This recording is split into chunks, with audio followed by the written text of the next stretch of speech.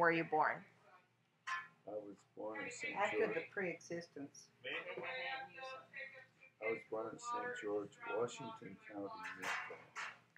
Okay. And on The ones in the garage you're talking about? on August 6, 1931, a very hot day.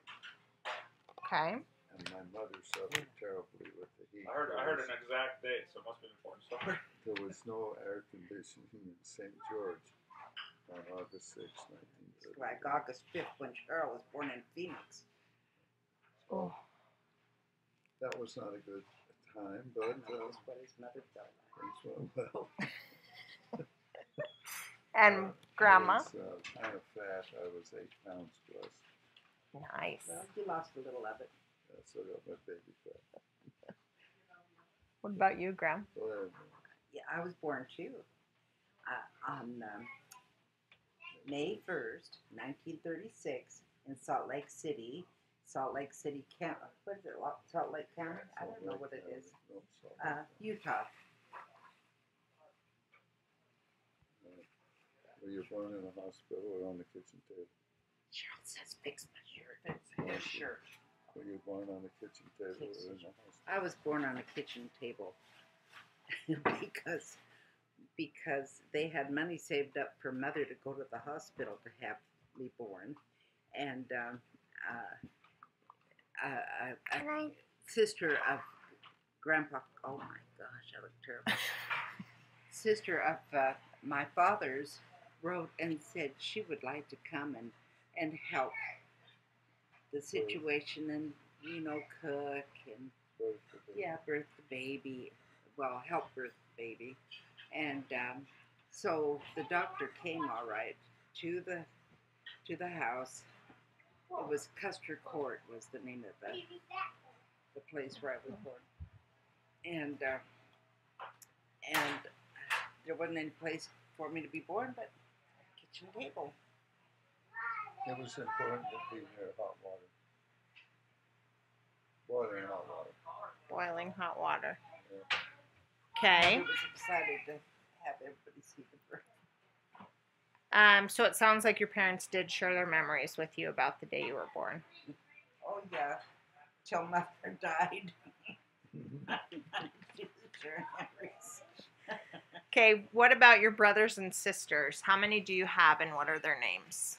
I have one sister and 2 brothers. The sister was born in 1934.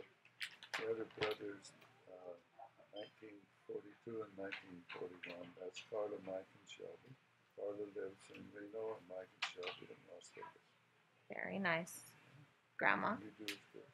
I'll try, but I don't know if I can do as good. Yeah, popping my bubble. Hey, yeah.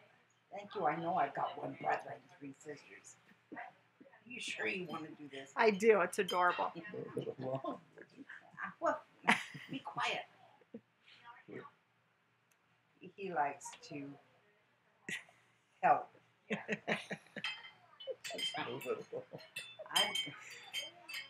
quiet. I have 1 brother and 3 sisters, and they were all born too. 12. Oh, you want to know that? How picky. All right. Name of them, 12. All right. Green was the oldest. He still is. And he was born on August 12th, 1927. And Anita was the next one 2 years later in 1929. And she was born March 15th. Anita. And then there came Geneva next, a year later, and she was born April 25th. You put in my memory to text. Okay, April. I am trying, honey, very hard. Has anybody got any tape? Anyway, she was born April 25th, 1930. I've never thought of this, see? Okay, and Yanel was born, No, one of them. yeah, in Omaha, where the the others were all born in Salt Lake, I think. Anyway, and Gaynell, Dad got a job with the train, and he went to Omaha, Nebraska, and that's where Gaynell was born. His mother wanted to be near him. In 1930.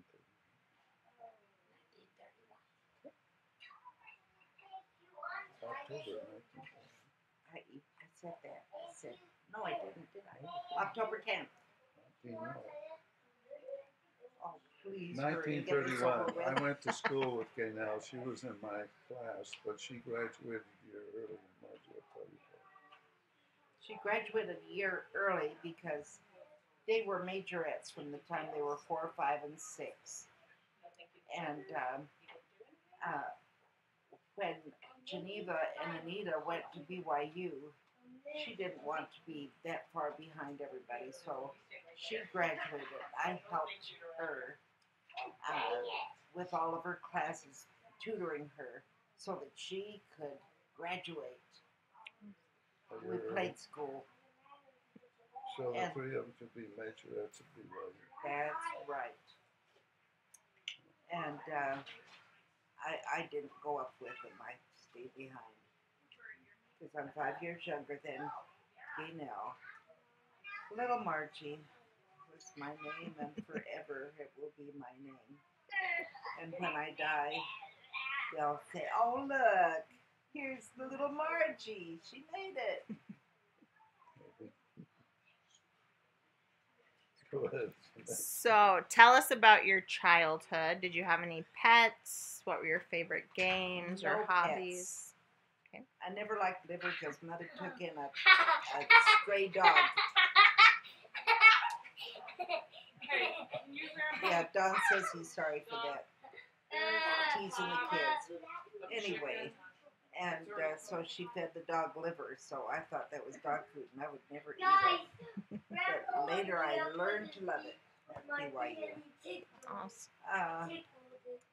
Anyway, I had, but I was a majorette too in the 8th grade, and marched in the Eldorado Parade and the Christmas Santa Claus Parade. Not the one in Hollywood that the girls did, but the one in Las Vegas. And I had to twirl bicycle doing the finger roll, and it was not easy. Anyway, and okay, now you tell about yourself. And she learned to play the piano quite well. Lady out in Boulder City, and Grandma took Margie and her sisters out to Boulder City Every Saturday week. morning. And so she could give music lessons and vocal lessons. So Margie was good enough that she could play the accompaniment to choral groups in high school, which was quite a thing, right? Right.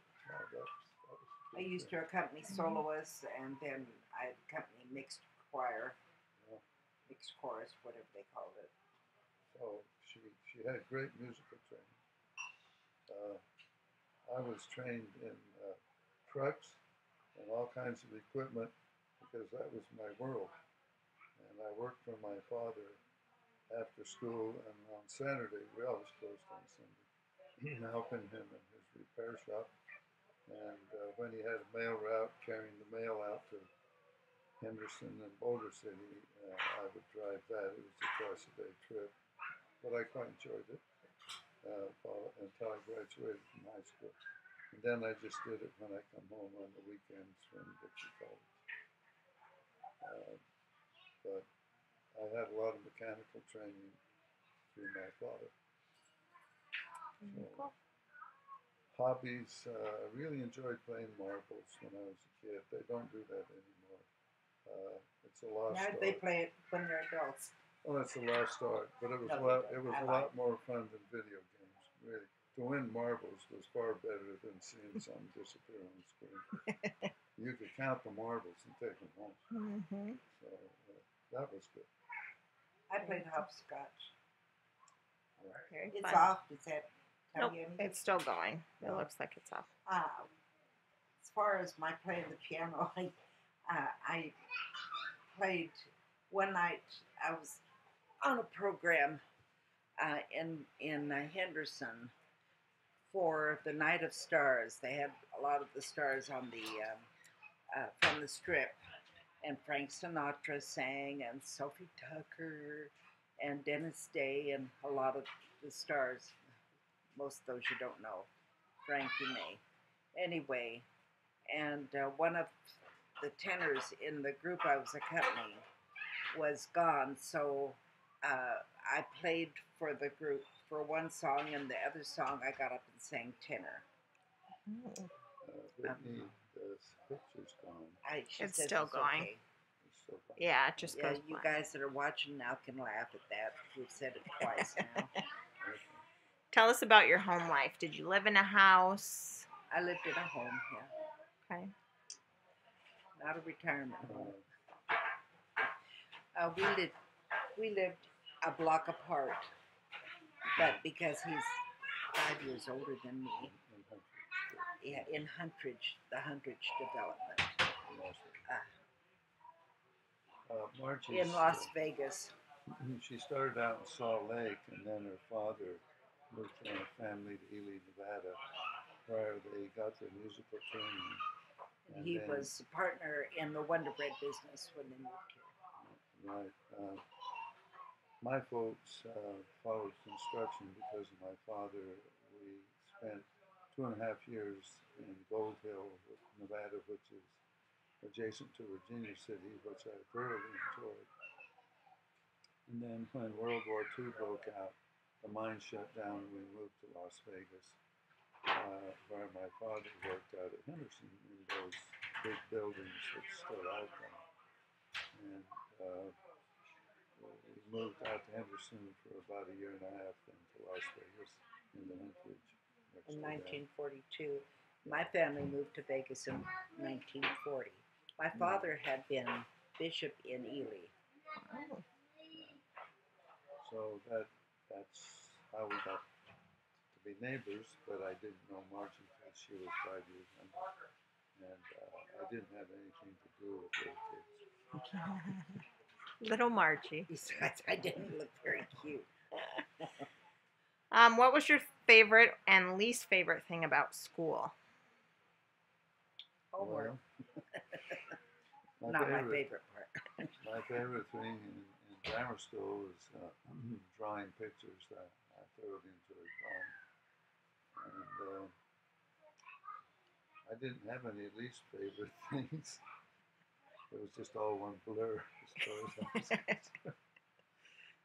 However, in high school, it was somewhat different. My most valuable class was mathematics, also my most difficult class.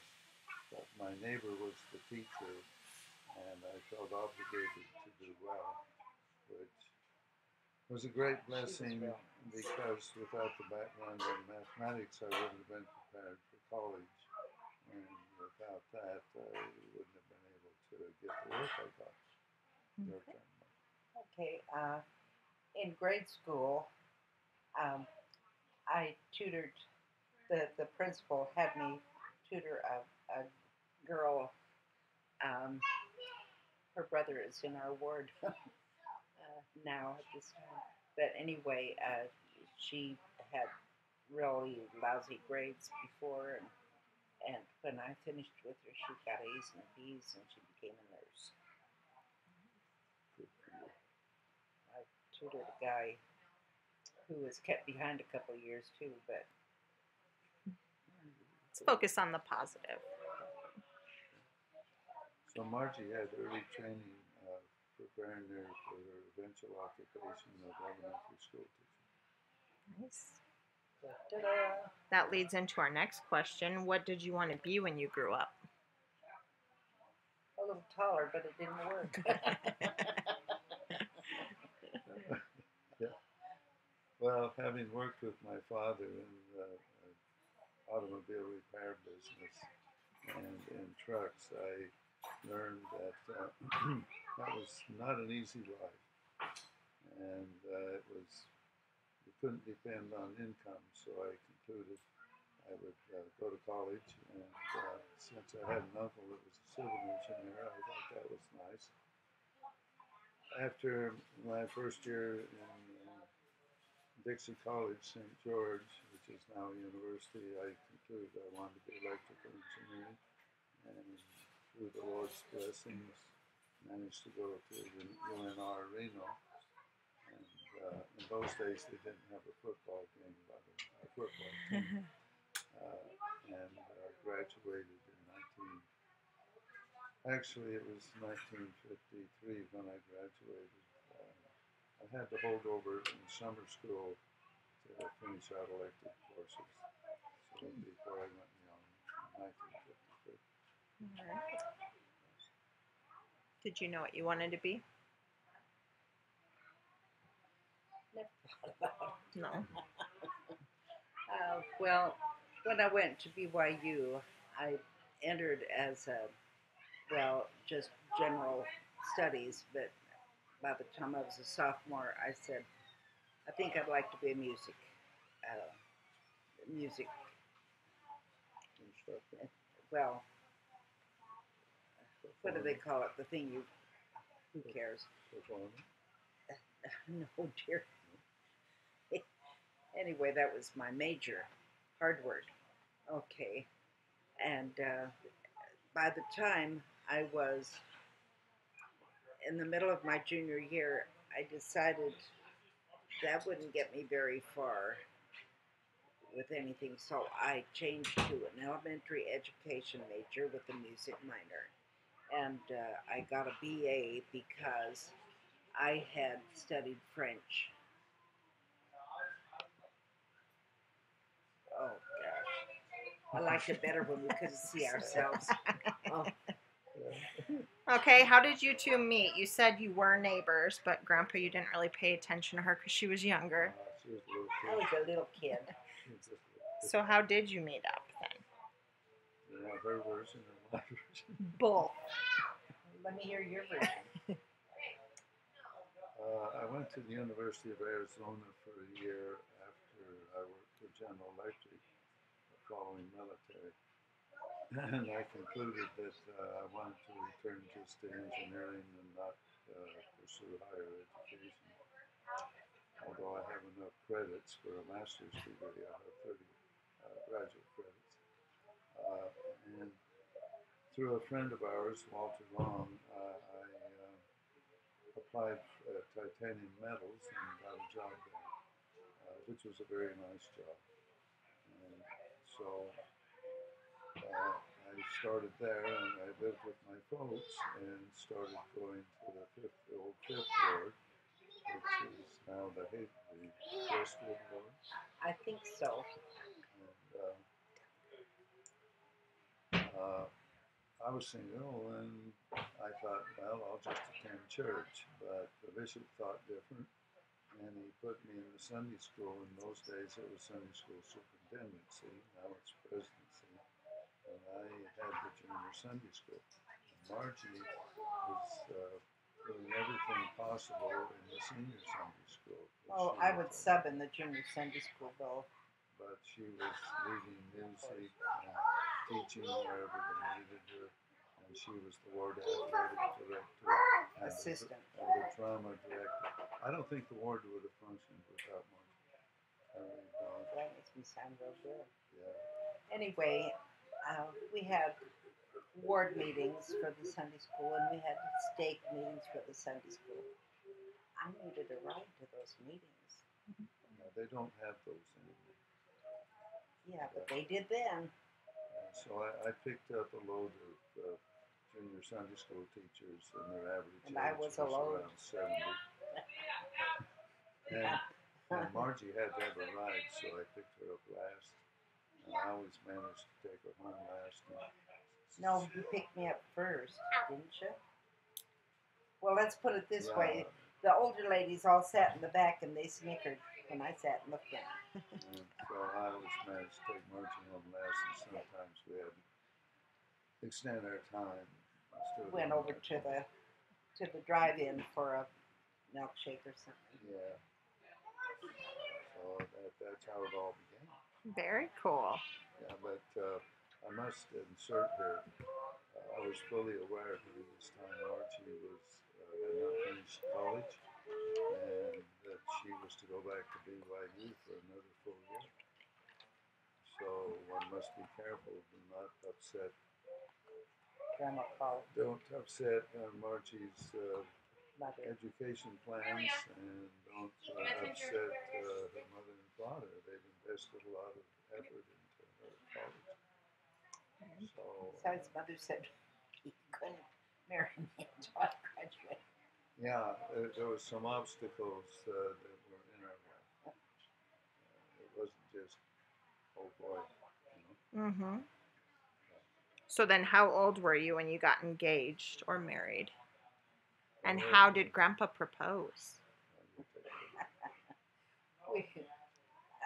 He, whatever year he went down to work for General Electric, I thought, boy, that's a big. Down was Phoenix, Arizona. Yeah. Anyway, I thought that's a hand if I ever saw one. Goodbye, Jerry. I'll never see him again. And then he called. Well, he called and said, could he come up to see me at BYU? We decided, well, yeah, they were having a dance at Valentine's Day. Mm-hmm. It was a girl reverse, and yeah, I picked him to take. Anyway, and so he came up, and it was snowing, and he had asked me if I would wear his fraternity, whatever pin. Phi Kappa Phi. Oh, that was okay. No, it was Lambda honor Delta Sigma. Honor Okay. Society. Well, he was president of a couple of. No, but this was the Honor Society. Oh, well, yeah.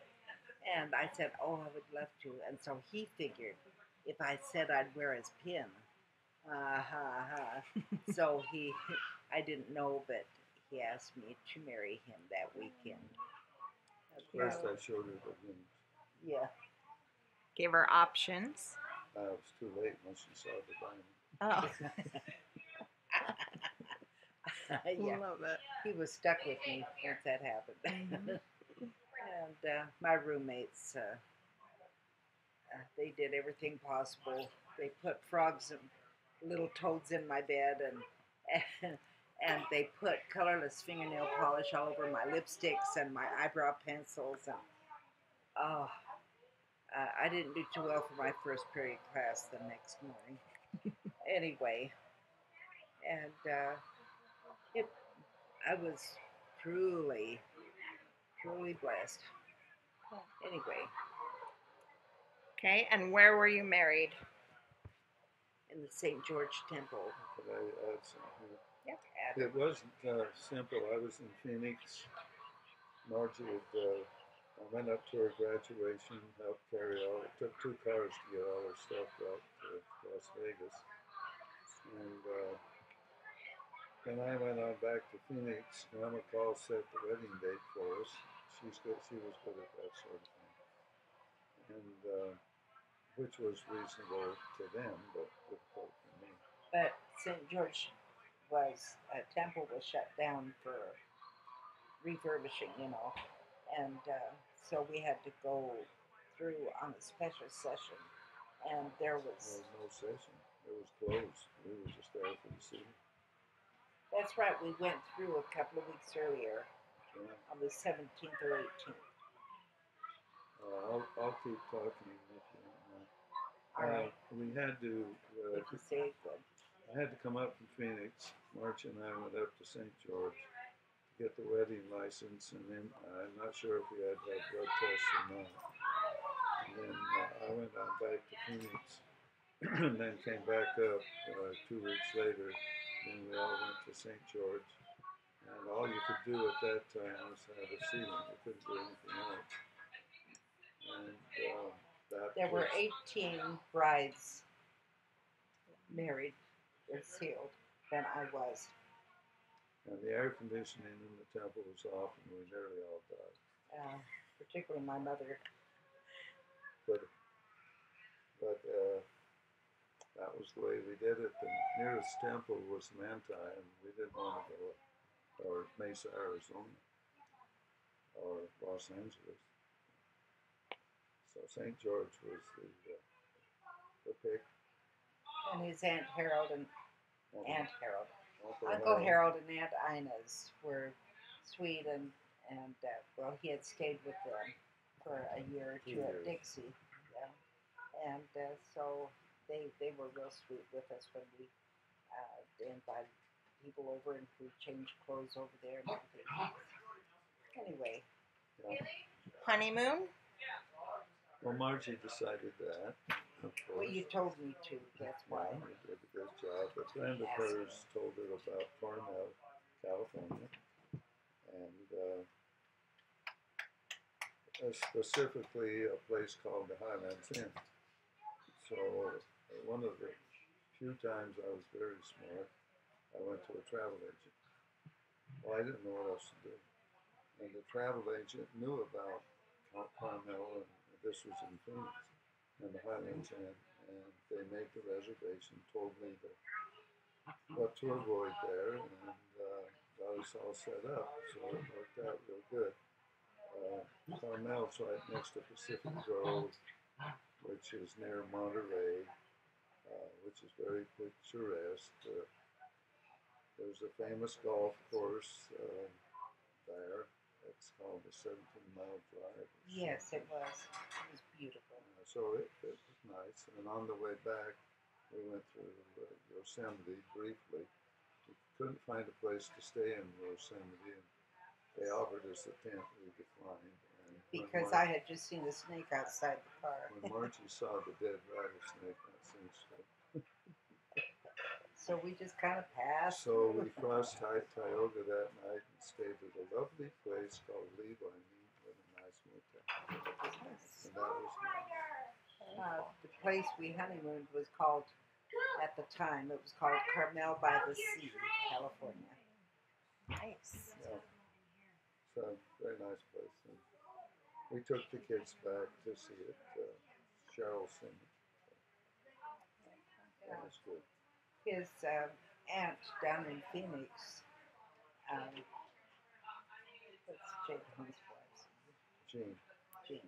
Anyway, she offered me a music teaching position in Phoenix, but we were going to be moving around for the next, next 9 months.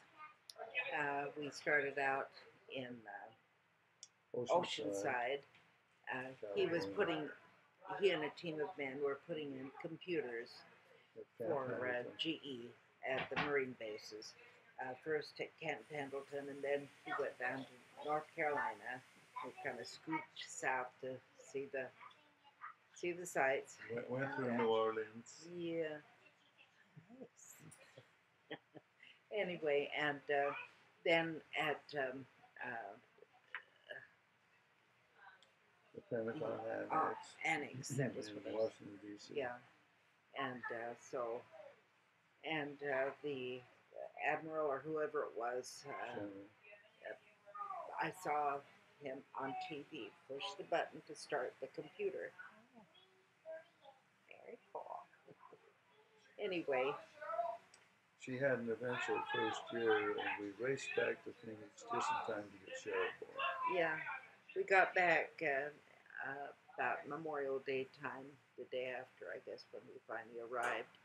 And then we rented a house, 111 East Royal Palms. Anyway, it was best gorgeous. Home we've ever lived. Yeah, and she even let me use her little pink Rambler. That was the name of a car. It had air conditioning. Oh, yes.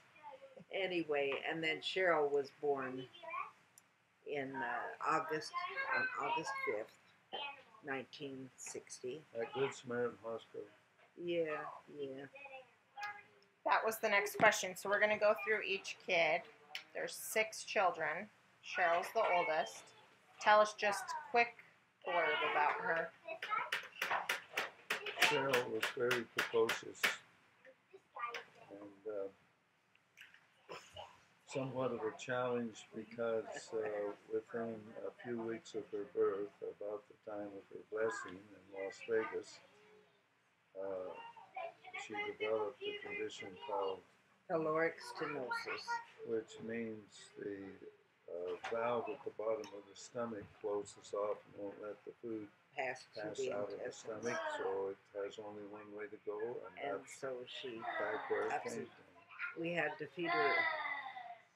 We found out I couldn't nurse anymore, so I fed her like a quarter of an ounce of milk was all I could feed her, and then we had to massage her tummy, and then she still most of the time threw up all over, and I didn't know whether to get her ready first for church or me, which one was going to get thrown up on. So anyway, that was a hard choice. Yeah, it was, and then later Stephen had the same thing. They couldn't be operated on until they would throw up a little blood with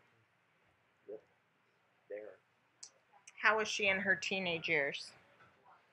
Cheryl was a great asset to us, somewhat of a challenge because I had to make sure that she had proper company, and she always did, fortunately. One time we locked horns was when Uncle Tex, the mill, Anita's husband, he ran the employment agency, and there was a construction job for a male or a female, paid real good money, and that job consisted in directing She was a flag girl, for the construction traffic, and I put my foot down and said, no way. I don't know if she'll ever forgive me for that, but when she found out we turned the job down later, she was, because at that time it paid $11 an hour. It was a terrific job. It was way above what minimum wage was. Yeah. But Cheryl was very outgoing, had many awards in high school. And when she went to a dance, we always checked in the refrigerator in the middle of the morning to make sure that there were flowers in there for her winning. She always. I hope none of the other kids are watching this. She secured enough employment that we bought a small white Pinto so that she could have transportation to work. For coats at Dillard's she sold. Mm-hmm. And Loretta lost her rings on the way to give them to her because somebody ran into her. It wasn't Loretta's fault, though. Not Loretta's fault. Loretta was not quite as precocious as Cheryl. She preferred privacy. She still does, I think. So do I. She's inherited my desire to stay out of the limelight. But she, in her own way, was very forward when it comes to employment, and she joined the flag team and did quite well in high school. Cheryl had been what they call song leader with the pom-poms. Yeah. Mm-hmm. Not a cheerleader. Now they combine them both, I think. But. So Loretta had a very nice set of friends, boys and girls, and had quite a nice high school experience. Stephen, the only boy, he was born in 1963, and he was very active in the church, in his Aaronic priesthood, and he enjoyed athletics. And he worked very hard. As soon as he was about 14, he had employment and always had work from then till he went on his mission. And when Stephen was born, the doctor said we had time to take the girls home to get them babysat before the baby was born. Well, the baby was born before he got back, and Dad was not too happy. But Stephen was my fastest, easiest birth. 45 minutes. Wow. Yeah. and he was born on Friday the 13th to boot, which was kind of contradictory to my easiest birth. And next was Angela, and she was born in what, 60s? 67, April 17th. Yeah, April 17th in Phoenix. And There were 4 other of the sisters. Well, one of the sisters was on his side of the family. That was Aunt Fran, but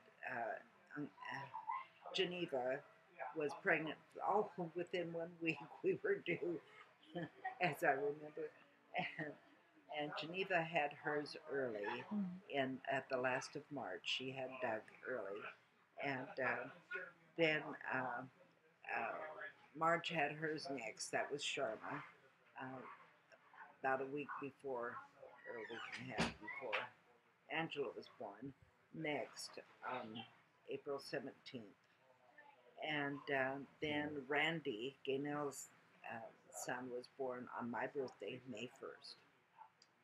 Angela liked animals. We had to watch her all the time. She tried to mix up with a peacock once, and that was At the zoo. very close. He just about.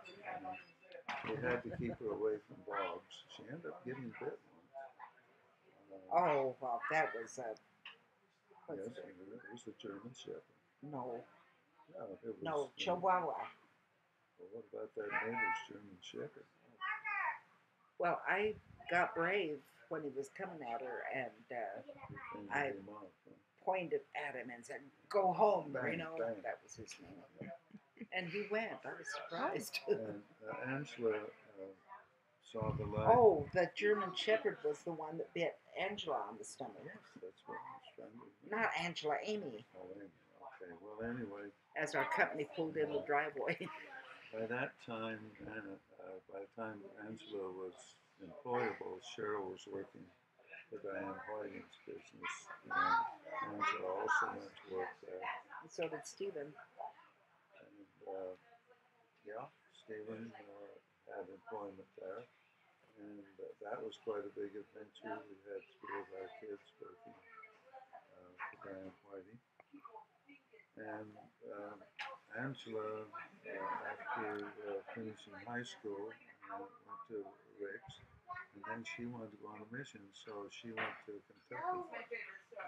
Kentucky and Indiana. Stephen, ahead of her, had gone to Bolivia. And so we were glad to have both Stephen and Angela serve. Go ahead, Tiffany.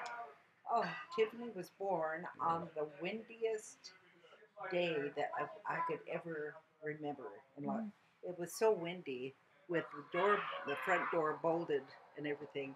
The dust still came through the door. I am, and there was a pile of dirt on the floor. Anyway, but that was the night she chose to be born. And so we rushed to the hospital, and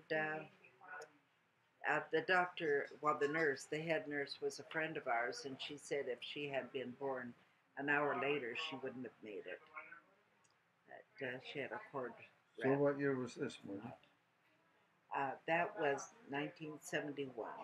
1971. Yes, and she was born on Tiffany. 21st. May 21st. Yeah. Sorry, I blanked out. Anyway, and Awesome. how about Tiffany? Well, Tiffany was probably one of our easiest children to raise. She was loved by all. She had a lot of friends. Loretta would argue, because Loretta was the cuddler. She Wow. didn't want to walk until she was 18 and a half months old. She wouldn't crawl. She wouldn't do anything. Well, Cuddle. I say Tiffany was very sociable, easy to get along with, and did fine. And Until junior high. she I spent 1 year at Snow College, and after that, she's worked ever since. And she's very accomplished with the computer and has lots of happiness. She, well, that's about it, except for Amy. And Amy was born 3 years later, in 1974, October 14th. And she was my uneasiest birth. Cord? No. It took 24 hours for her to be born. And that finally a little Irish nurse came in and she showed me what to do. And Dad was so upset at having to be there and see me in pain. He didn't want to come in for the delivery, so he opted out on that. But yeah, they had sent me home because they said, "Oh, it's not her time to be born." Well, we didn't know it was going to be her. In those days, you just took what you took. Still do. And anyway, so then I could tell. They gave me the pills that would tell me that I needed to go back to the hospital, and so I did. And anyway, and we were very, very happy that she was born, even though it took a while. Oops. Amy enjoyed some blessings because she had such great babysitters. She had Jerrold and Angela. So she had it. Goodbye, Tanner. Yeah. Bye, Tanner. Oh, wait till we get to Tanner. We'll tell a lot about him. Hey, you gotta All Glad the you're best. going. You gotta leave that here. I'm just Love you guys. Bye. Bye-bye. Bye. Bye-bye. Amy was a little bit unconventional, and A lot. we decided to just let her be unconventional. She preferred to dress different, and Yeah. she would wear hats. And she didn't pick this up from anybody in the family or even her friends. She was always very independent. And in high school, she took up photography and became a school photographer. And her friend Laura Lee Woodrum was the yearbook editor, and the two of them were inseparable. So Amy thought she was going to become a photographer for life. And then she went to college in Provo, not to BYU, but to UV. Well, it's not UVCC, or what is it? It's a college. Whatever. It's a university now. In Orem. Yeah, and while there, she had already met her future husband in Las Vegas, and But they weren't close in Vegas, but they went to the same school in Orem. and They took a dance class. she and Scott found each other a second time, and when Amy had her first baby, it completely changed her life, and she decided photography was all right, but the science of childbirth and motherhood was more enticing, and that's what she's followed ever since. And I had gotten into essential oils, and Jerry didn't like the smell of them; it made him sick. So I gave her all the oils that I had bought. And I think that started her with her Herbal business. herbal business. Yeah. And now she's very successful in it. That's So very it's been very interesting.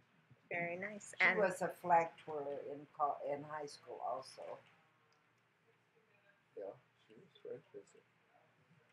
okay, last question. What are the most difficult and most rewarding things about growing older?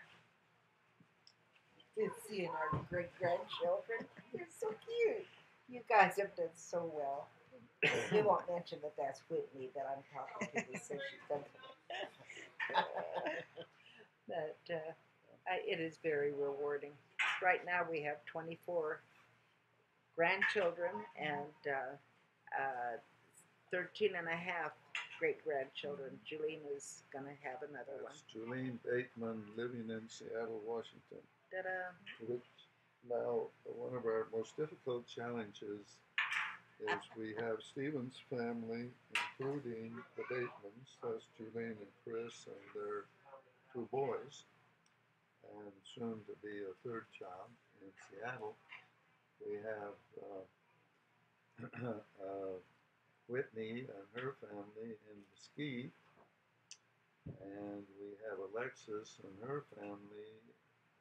We're not sure where they're going to end up. They were in Saratoga Springs.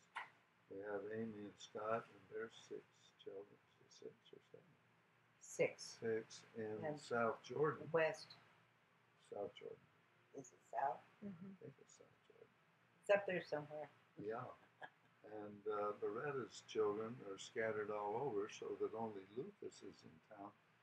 So now, have I covered all the out-of-towners? Rachel's. So we have 1 set of Oh, yeah. great grandchildren in Tennessee.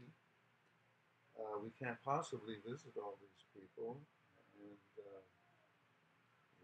we miss some. We miss them. So that becomes a challenge because I no longer can easily travel. Traveling by air would be enticing if all it meant was get on an airplane. But us trying to travel with Margie's pharmacy, it would take a small truck just to carry her medications, and her exercise bike, and her television library. Go ahead, Jerry. Just keep it up. In 2007, I had been in the hospital 10 times. That's okay. I can still see you. 10 times and 4 operations. Anyway, being in the I just had doctors say I had to take this pill and that pill. And Caitlin's in St. George. yay. And Anthony, of course. Kate and Anthony are in St. George. Yeah. We'd be very if we forgot to. Yeah, we There it don't want goes we off don't want again. we don't want That's okay. I like it better when we can't. Oh, I look terrible. So They never do these things when my makeup's fresh and my hair looks good. It's been the end of the day, and I look good at the start, I guess. So whereas when you're middle-aged and you got more energy, traveling around is kind of enjoyable, going from family to family. Now it's quite a challenge, and I don't like to drive at night. It's hard on the vision and the back, and so that's the negative side of old age. All right. Well, thank you so much. You're very We welcome. love you. We love you.